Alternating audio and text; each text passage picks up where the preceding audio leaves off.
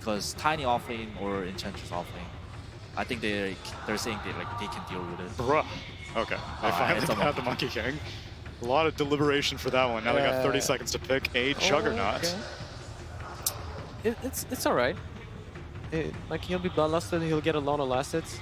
Eventually, though, you will get kicked out by this Ansh, I believe.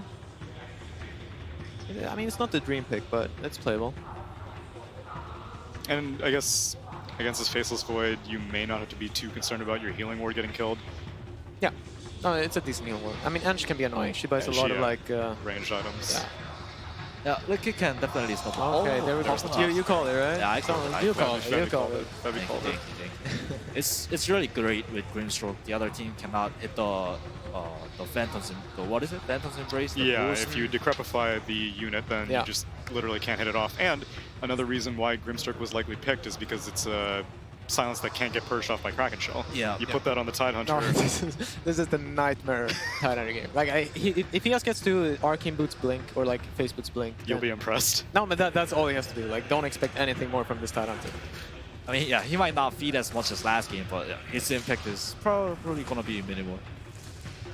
All right then, gentlemen, I appreciate the thoughts, but I want to hear one last thought, and it's going to come from Purge with the last word. Winning Grand Finals is a really tough task at TI, and it's also because you have to change your strategy partway through the Grand Finals as the heroes you get comfortable with get banned out. Liquid has been really doing a great job with TA. It's a hero that they haven't picked a huge amount in the past, at least recently, but during the last stages of this tournament, it's been really effective. But in last game, OG showed that they had a great counter with Ember Spirit, having Tiny on support, and other things like that made things really effective. And now OG gets to go back to their regular comfort heroes. They've got Enchantress, they've got the Tiny Void combo. Having Grimstroke as the support for Pugna, or for No-Tail hasn't really been contested, but still accomplishes what they need. And on the other side, Liquid grabbing Jug. That should give them a strong laning stage and the ability to kill Enchantress because they can do lots of magic damage. On top of that, they still get Rubik, they still get Tide, and they have the TA, so they can fall back on it. But we'll see if they can still win with the TA either way, despite the enemy picks. With that said, let's throw it over to the casters for game number 3.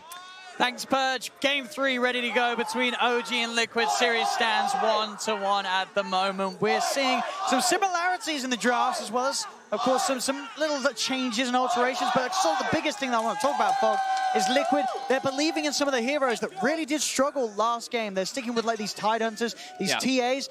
Do you like that, or does that sort of maybe scare you a bit in the sense that Liquid running out of options? I would be a little scared, right? Like, you have to look at this, and they've literally picked Templar Assassin in all the games. And OG, they have to know this is coming. They have heroes that they've been preparing for it, preparing versus one. We saw it, how hard they were able to play last game and how fast that pace they were trying to set. That's the one thing that I saw Liquid, they do back away from this game though, right? They didn't go for all greed. They have a Juggernaut who can fight early. They have the Ogre Magi who's a stronger 5 position. And then they have this Rubik that can also make plays around the map. GH, he tried his heart out in the last game as an Enigma, but it is an Enigma. So you're gonna be slower paced because you have to play around your cooldowns. So at least they've addressed that a little.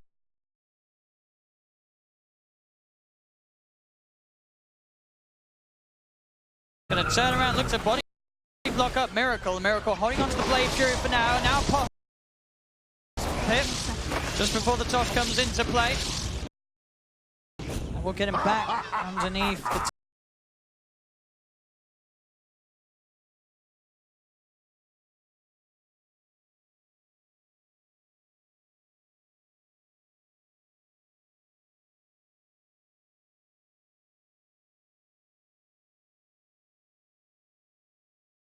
for We Hard to deal with. No, it allows you to secure pretty much almost not all the range creep denies, but you get a lot of those range creeps. Ana will be able to get himself that ruin. I'm going to try and abuse the fact that he hasn't got that time warp for quite a long time.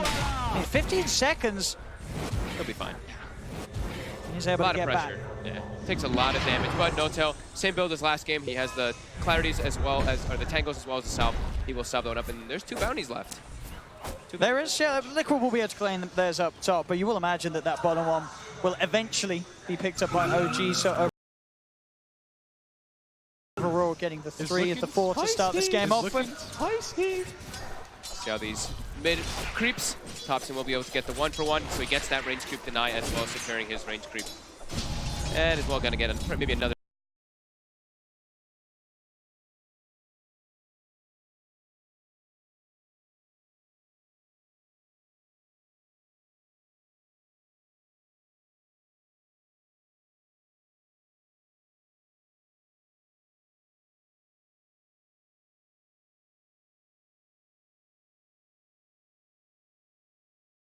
2 denies as well. Oh my god, 3 denies on the first wave there, and he sprays the loser, of course. Definitely.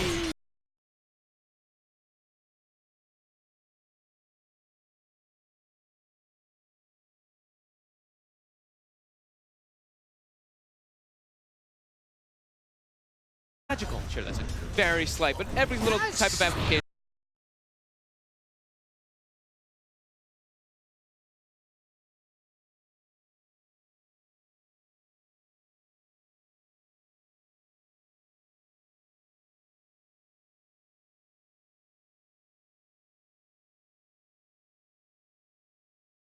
He's going to have levels in it, so it's going to hurt.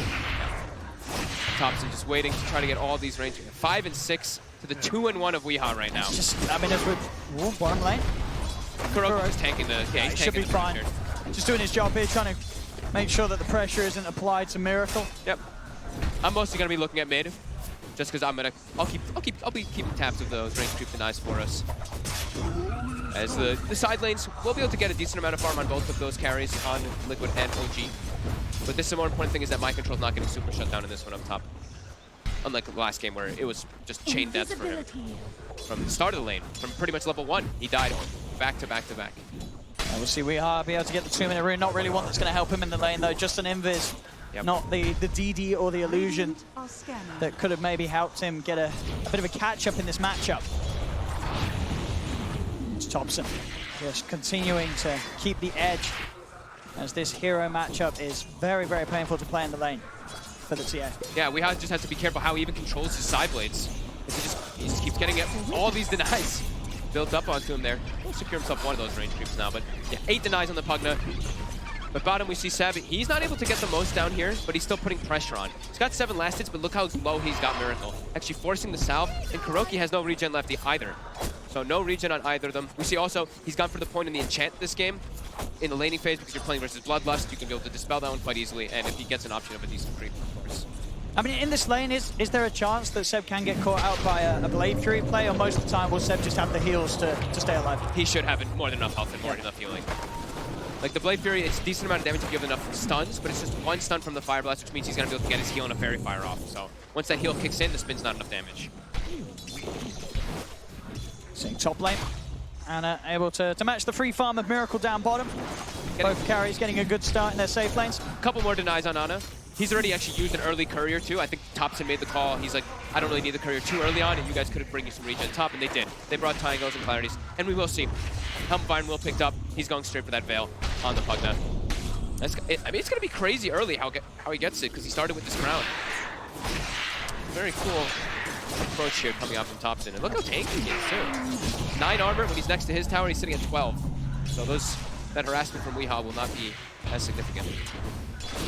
Seeing Weehaw trying is sort of the best approach he can against the Pugna. Every time the Decrepify is being used, try and closes the gap, gets on top of Topson, forcing Topson to sort of stray a little bit back from the creeps.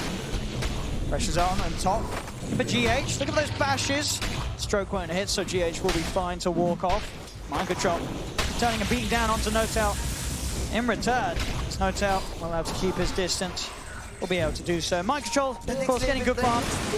Up top. Breaks the salve with the gush there.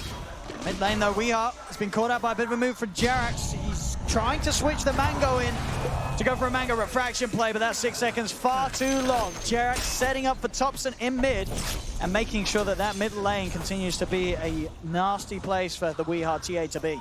Bounty Rune's going to be spawning as well. Jerax going to try to at least claim 1 for his team here.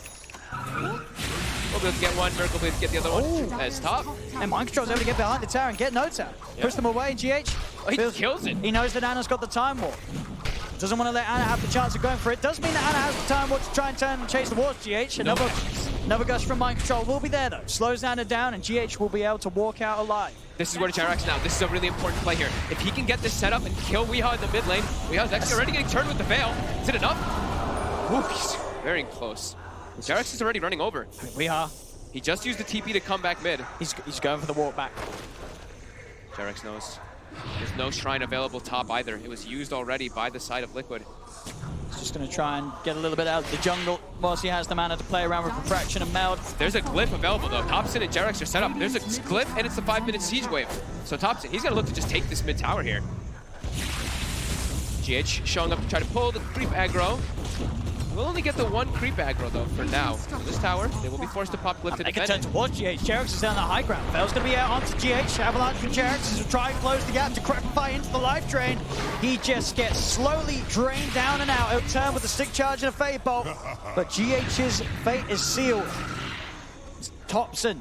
JerAx is still in the area. He has a toss back. Topson. He has a dust too, so he's waiting. Yeah. Thought maybe he melded there. Keeping Weeha away from the lane, away from any chance of finding farm. I love this.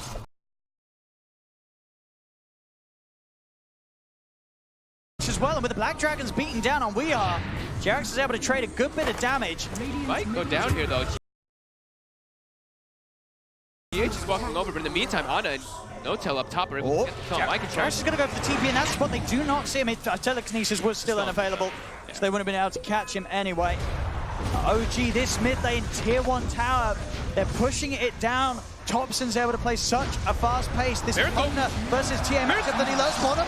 Oh my goodness. The neutral creeps actually turned onto him while he was getting impetus. He almost died farming that hard camp. Well, Topson, he's dragged down the tower, wants to lose the spray out, TP's out of there. Continuing to toy with Liquid, drawing the attention of 4 members of Liquid towards that mid lane. They don't get him. He's out to safety. And now Miracle, who he's been having a pretty decent time in that bottom lane, 40 and 6. Enchantress has hit 6. We know what happens when Enchantress hits 6. You get forced out of lane. It's exactly what's happened now to Miracle. He's pushed to the jungle for the time being. He's gonna farm maybe under the tower here. Miracle Camping here. He's pinging it out. He wants someone to rotate because he has the Omni. He's feeling that there could be a chance to find some action mid lane. Decrepified setups there. JerAx is prepared with the dust. Weeha cannot hide in the shadows. They see him every time and the tower goes down. 8 minutes in. Top lane mind control. Getting bashed up by Ana and No-Tail. Should have another time walk available in a second. Seb running himself away from Kura again into the trees. Gets the heal up with the Omni Slash from Miracle. Will secure the kill down bottom. At the same time up top they find eventually mind control's tied as they continue the chase. An off-laner for an off-laner. And they're spamming the taunts because Miracle, he really wanted to hold on to Omni Slash there. He tried to just get the kill with the spin, but it was not enough damage. They're forced to actually throw the Omni Slash to bring down Seb. And Topson is just able to pull so much attention towards this mid lane now. Yeah. He's feeling strong and confident with the brown boots, Windlace and Veil. He can run around and just be such a nuisance. And the draft panel mentioned how hard of a Tide Hunter game it was going to be. Mind Control had a decent start, but now he is completely shut down as mid. And get the Inkspot stun onto Weeha. GH is there to help out. Another blast. Mind Control heading over. He's only level 4 on the Tide at this point. I think they thought he was higher level than that. No-Tail throws the silence on him, but it's only level 4 Tide. And they're going to live train him down. Slows there with a stroke of fate. Will be able to crack his shell up, but JerAx with pixel perfect body blocking there. Well, I say that. Miracle's going to come in with a Blade Fury. They punish JerAx for it. They do lose Mind Control. Support for an off lane. And you're just seeing Liquid, they're having to bring the whole team to mid lane to deal with the shenanigans of this Pugna. And immediately Miracle's now going to start getting pressured again too. He's even going to dig in front. He just dug in front of him. They're having way too much fun. He's feeling it, Topson. They have Ana free farming top, right? This is a treads into Midas Void who has pushed the Tide Hunter completely out of lane. And like we said, Mind Control, he's 1 in 3 The this game Phantom again. Embrace, and that is, it's such a nasty combo. Decrepify, Phantom Embrace. There is no counter. There is no counter. There is no counter. Well, until later. Then maybe when they get BKBs or something. But yeah. Oh. Topson. Hey, they may it alone. have dove a little too far this time. They surround him. Topson will fall finally. They're able to get that spooky little skeleton boy out of their half of the map. But look kill him off. Look at where it's happening. He forces everybody to go from there, and that just solidifies OG to get 4 bounty winners. It hurts because they lose their core, but in a net worth advantage, that actually favors OG. Oh, it's a 4K lead at 10 minutes in for OG. And we talked about Midas's. Midas Void coming out soon. Midas Enchantress is already finished, and they're just looking around to keep the pressure going. Mind Control, 1 in 3 in the game again, and his game is not going to get easier. He's got an inventory. He TP's up top. He's going to look for the setup, the toss back. Mind Control still has not got that 6 in the Ravage. GH has got his own level 6.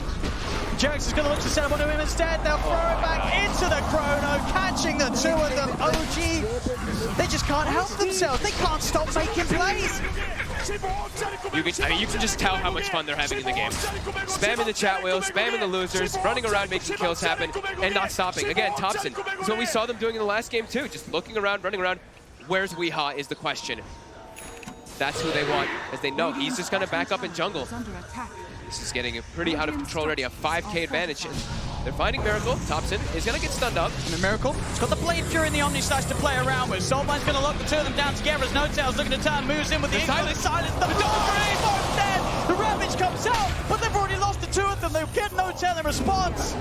But now OG, they can turn and collapse onto Mind Control surrounding the TI. JerAx and Topson, Seb, they're not going to stop chasing this. A trap slow will come out, it doesn't matter. Topson, another Decrepify blast, secures him the triple kill. He's going for another. They're not done yet, OGGH. He's got the stolen ink swell, they'll keep their distance. JerAx closes the gap. GH is enchanted, taken out. Ultra kill for Topson, 11 minutes in. There is nothing that can stop this man. This is just getting so out of control. It's just, look at the net worths. They almost have 4 of the 5 top net worths in the game. Miracle has no place to go in the game. He's running around trying to salvage the problems that are happening absolutely everywhere in the game because he's level 7 as Jug. But look at this hero damage. It's 12 minutes in and he has 10,000 hero damage. Absolutely. You know, this is just numbers that are unheard of this early on in the game. The Topson Pugner, I mean, they took their chances, right, as we said in the draft. Pick your poison. But ban the Monkey King. The Topson Pugner was always going to be left in. They've got to kill him. They've got to do something about it. They'll surround him. They've got the Blade Fury. They have got the stun. Topson falling low. Put the stick charge. Tries to down with the light trap, but they kill him off. Big kill here for Liquid. Can they get more? The rest of OG have turned up. They'll focus down Miracle.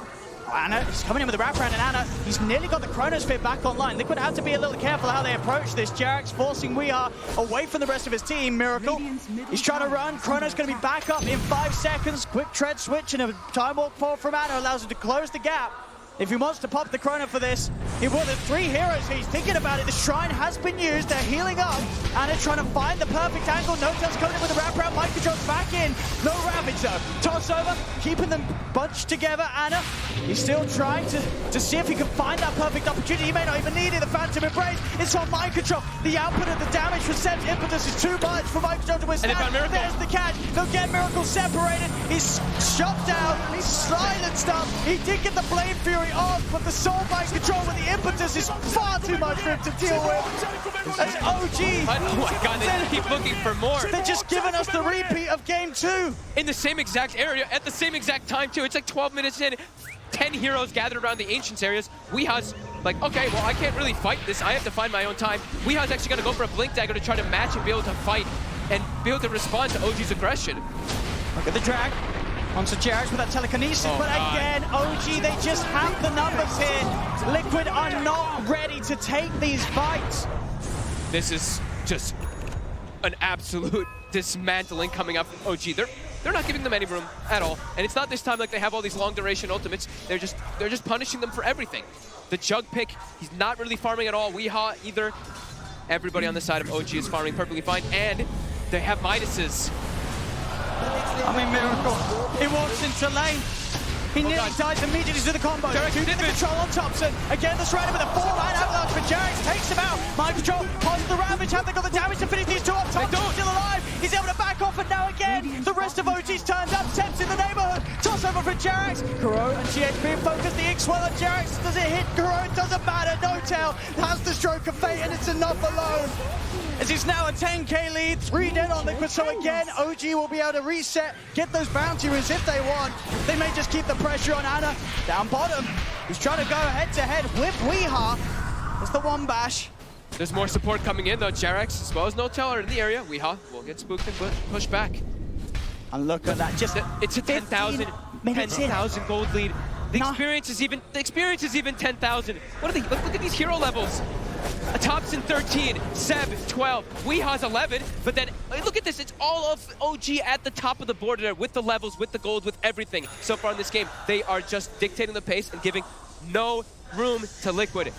All the moves are on their side of the map. Liquid, even if they do get some kills, it's all the way pushed back on their side already.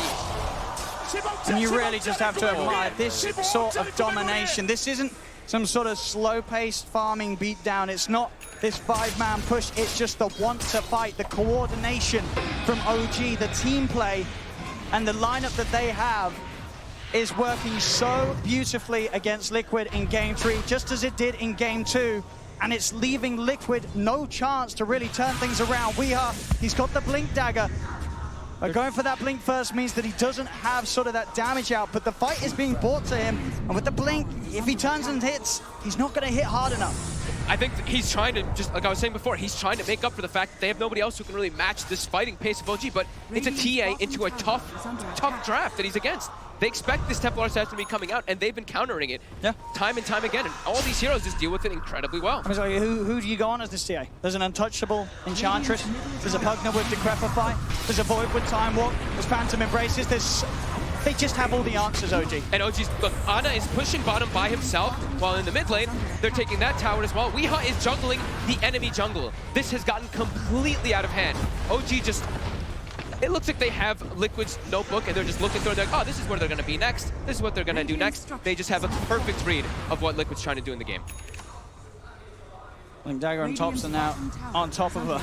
Of course, there's already very stacked item build of Veil and Ether Lens. They might just go 17 minutes in. Topson's just going to start poking high ground. He's got an Arcane Rune with his Nether Blasts. He's got the Aether Lens, yeah, like you said. And yeah, tier 3 is going to start getting poked 17 minutes. We are nearly approaching a 1,000 gold per minute lead too for the side of OG with this type of draft. And Liquid, they're going to try their best to push this away. OG, they have Chronosphere. Liquid's wrapping around. They've got a smoke. They've got the Ravage. Can they catch OG here? HyperX is the one standing up toward the front lines, waiting to see if something does happen. Tower's already dead. They're already working on their axes. And if Liquid's gonna make a move, they're gonna make it soon, but they're not gonna get the chance to. HyperX jumps in on top of mind control. Phantom Embrace upon him. No chance for a Ravage, but he's back immediately. They know the only way that they can get caught is if it's from a wraparound. HyperX just waiting there in position. They even have an Ops. They even put down a sentry to take out Liquid's vision too. Liquid has no vision of these backlines now. They're taking the racks. Absolutely perfect. 18 minutes in. My God. This is unbelievable. 2 games in a row where OG is just giving us the showcase of their lifetime. It's been like 6 or 7 minutes since Liquid has been able to even find a kill. It's been GH just out of it. GH has been the one getting them, but it's not even these big ones because, like we said, they can't even get aggressive onto the map at all. As Seb just continues to stand in the base. He's a bit far forward here. If you get the multicast, Anna's going to come in with a backup. They Decrepify, keeping Seb safe. They'll pop the Ravage. They're trying to get on top of at least someone. They'll find No Tail. Anna's surrounded. He still has the chrono. He gets the 3 of them. Topson's able to turn with the life drain. Miracle's there. Mind control tossed back into the chrono, making it a beautiful 4-man double kill for Topson. He'll start to run them down one by one, pushing Liquid back towards the fountain. Mind control. It's a dieback effectively. No buyback available. Still on cooldown for 6 minutes. They're just playing on a totally another level right now. The way they're taking the fights, even the little things.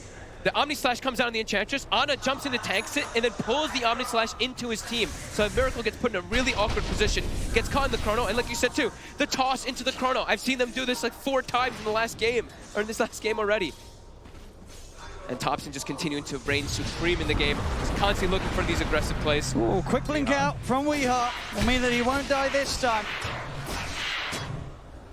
But can they come back in this game? Liquid down 15k net worth, down a full set of racks before the 20-minute mark. 25-8 in favor of OG. 16,000 gold lead. They're going to get themselves at least 3 bounties, over 10,000 experience league, and that Dota Plus does say the 99% right now. So only a 1% right now for Liquid. It does feel like that as well.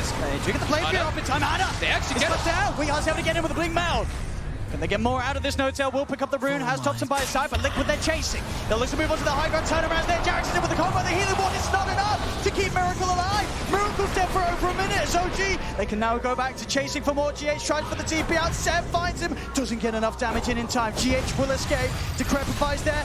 Liquid, they do get in. Take down a second as they'll find No Tail with a toss back. Avalanche for HyperX. Catches the 2 of them. He's got the invis. They don't have detection. They've got AoE. Got the blink up soon with the refraction. They will let him be. He's going to be able to blink, or is he? He's not going to be able to blink. He's not going to be able to blink. Topson. The ward is down. He pops refraction. He gets hit by the damage. He can't actually blink. Gets put back on the cooldown immediately. My God, these fights. I mean, Look at Topson, 17-2 and 7. 17-2 and 7. He's making this look like the easiest game of his life. He really is. He's looking. He really is. It's hard to even like point out all the other things, like how well GeForce is playing as well in this game. Just always being in the right place, getting these incredible toss combos. Because Topson, like you said, has 17 kills at the 21-minute mark.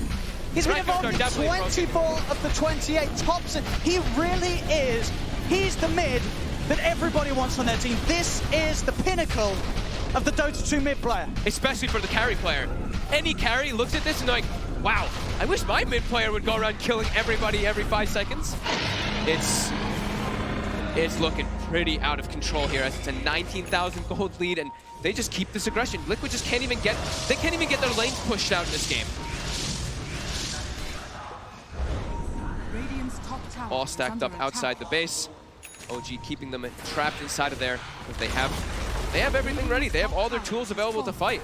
They've got a run of ATOS on Seb now as well. Control, find the jump hook with the Ravage. Rehaz it as well. Do they have the damage? Yeah, time they do. They kill on Topson. It's a lot of money going the way of Kuroki though. Can they get more out of this Omni Slash bouncing around Jarek? A buyback comes out for Topson. He wants to rejoin the fight. As OG turns, they'll get one. There's the setup again. Anna with a 3-man chrono catches them all. Double kill for Anna. The toss up disable, taking down Miracle. The Phantom embraces on Kuro. They'll chase him up to the base.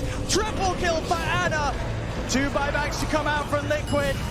But no Tide or Juggernaut available to offer their services for this defense. And they've already used everything. The Tidehunter Ravage, Jug Omni. I actually think Mind Control may have sold some of his items just to be able to purchase that Blink Dagger for the fight.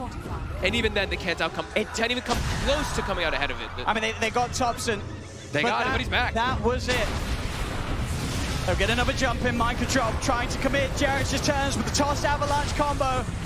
Mind Control out of the game once more. We are trying to jump in, find at least Topson, but he's not going to get it. OG surround him, outnumber them, a toss up, back to the grave. GH is dead, GG is called. OG take game 3, and Derek said it's even in a more devastating fashion than game 2. It didn't look like it could get any worse for Liquid after that second game, but I think it just did. I think they have to find a different type of draft. I don't think the Tidehunter plus the Templar Assassin can work when you're playing versus OG. They seem to just know exactly what they want to do versus it. With this Grimstroke, even with this Pugna, even with the Enchantress as well, I think you have to find something else for Liquid here. Otherwise, we could just have another replay in the next one. OG just seem to know exactly how they want to play around this. They end the game with a 1,000 gold per minute advantage over Team Liquid in the grand finals of TI. They have a 23,000 gold lead. Let's look at some damage numbers too. Like you said, Topson was involved in 28 of their kills. 17, 3, and 11, Topson. He just had this explosive performance. This was unbelievable. And as you said, to do this in the grand finals, to do it twice, game 2, game 3, are they going to be able to do it at 4th game? If they do, they will secure themselves that championship title. 1 game away, OG right now. Liquid, they've got to change things up entirely as the series stands at the moment 2-1 to OG. Thank you so much, Odipixel and Fogged. And you know what? I got a message during the first game of the finals. You know, love the panel, all that. But could you talk a little bit more about Topson? Because I love Topson, big fan, and I feel like he's got to be talked about more. You got your wish, because that man is absolutely outstanding at the moment in his 2nd grand finals of his 2nd TI. How is that even possible? We have Jack on the panel as well. Jack, how is that possible? I wish any of us had an answer to that question. I think it's, speaking of improbable stories for this game and where that's happened, this guy literally just, he's a pub star. He comes in, his first tournament, he wins a TI. He's about to be the first person to repeat. If things continue to go well, like they're going to break another curse this year, I guess. Not the repeat, but not the alternating region, but the repeat. It's incredible. And like you just watch him middle, right? Like he wins the lane, and then he has like this. Why is he dying like that? He always has that one death, and then you look elsewhere. You look on the net worth chart. He's still 1,000 up. You see the rest of his team just farming. He's just doing everything he has to do, and that's what you need out of a mid player. He played amazing. OG are 1 game away from being TI champions. And the way they're playing Dota is absolutely beautiful. It is so exciting and fun to watch. These guys an incredible team. Beautiful. I was thinking disgusting because it is that, like, in the best way possible. Okay. You swap, they're just running at you. They're behind your tier 3 towers when every single tier 1 is up. Yeah. How is that possible? It's beautifully disgusting. Disgusting. We'll It go with really that. We'll is. combine the two, Oh my Greg. I must say though, I think for any newcomer watching the internationals, like, oh, let's see what this $34 million tournament's all about. You come in, you watch a game like that, and you're like, wow, what's with all these tips? What's with all these towers? What is going on in the minds of these players? And you know, there's this thing called mental warfare, and I have a guy that can tell you all about that. It is Trent. Hello. Hello. Thank you, panel, for having me. Yes, mental warfare. It's very important to Dota these days, and as God said this morning, you know, OG, they play Dota like an art. These other teams, Liquid, LGD, more of a science thing there, and I thought art. And I went to Seb because he's so good looking. And I thought French art, and I thought Monet, you know? Is that what it's like? You know, French impressions, connecting the human condition to landscape. And I thought, no, it's incorrect. We're in Shanghai. It's Sun Tzu, the art of war. That is OG Dota. So, we have some clips here so you guys can all try and learn how you can be like OG Dota. So first off, we began in the dark ages of mental warfare. That was when there was nothing but all chat. Oh, it was a terrible time. It got tired, it got old, but then Valve, they saved us because they introduced the taunt. The taunt. Not taunting through chat, but through actual actions here, as you can see from this Spirit Breaker doing 360s and snorting his way out of the fountain by GeForce. Truly masterful. I mean, that is a real way to elevate the game of mental warfare. Yes. Moving on. We had a problem, as you guys have seen, the tips. What are these things popping up all over the screen? Well, what happens is, if you commit this amazing play, you tip the enemy player. Maybe you tip your teammate. Maybe they're really slaying at this game. Maybe you're going to use that chat wheel that Valve also brought in there. But some of the teams figured out, wait, you can mute that? They can take it off the screen. OG, coming to TI with every team muting them, they had to adapt. And every team did adapt here. So this time, we're working with Team Secret here. Now you can see, what's that little spray? Yeah, well, I'm sure it'll become clear in a second, but Zai is actually invis here on the Magnus. He pre-sprays the ground before popping the old skewer there on the Ninja Boogie for the kill. I mean, that is some top-tier mental warfare. You don't come back from that. Sure, you're going to respawn. You're going to be there in the game, but the player behind the keyboard, he's long gone. He's out of that one. Now, the other use of the spray, of course, is to try and control your opponent. And as you can see, runs into some OG sprays. He's like, no, I can't handle this. Just goes the other way. Now, more sprays. OG, EG. This perhaps the best use of a spray the entire tournament. Fly, GeForce, he gives him the spray. Where are you going? That's not the way to safety. I don't know what you're trying to do here. Ring around the rosy, all the way back. GeForce gives him the womp. He falls and dies upon the very spray he just planted. Oh, that's gross. And then even now, in the game you just watched, you have a loser spray down and a dig right on top. Topson, he just keeps on winning, gets a player card back, and, well, they've also evolved past the spray. Of course, OG, you may have noticed, they've been changing their banners, profile pictures, top-tier stuff here, depending on their opponent. And versus EG, there was no choice but the famous no-tail face before a lovely block there from GeForce. Truly the master of the art of war. You're welcome. Wow. Yeah. Thank you so much for that, Trent, because it is something else watching OG play, and now we know how we can be more like OG. I think the tipping is still going to exist after Battle Pass, but you're going to need to have Dota Plus. And don't forget, another wise man once said, yeah. You know, sure, some of these teams had a rough year. It's true.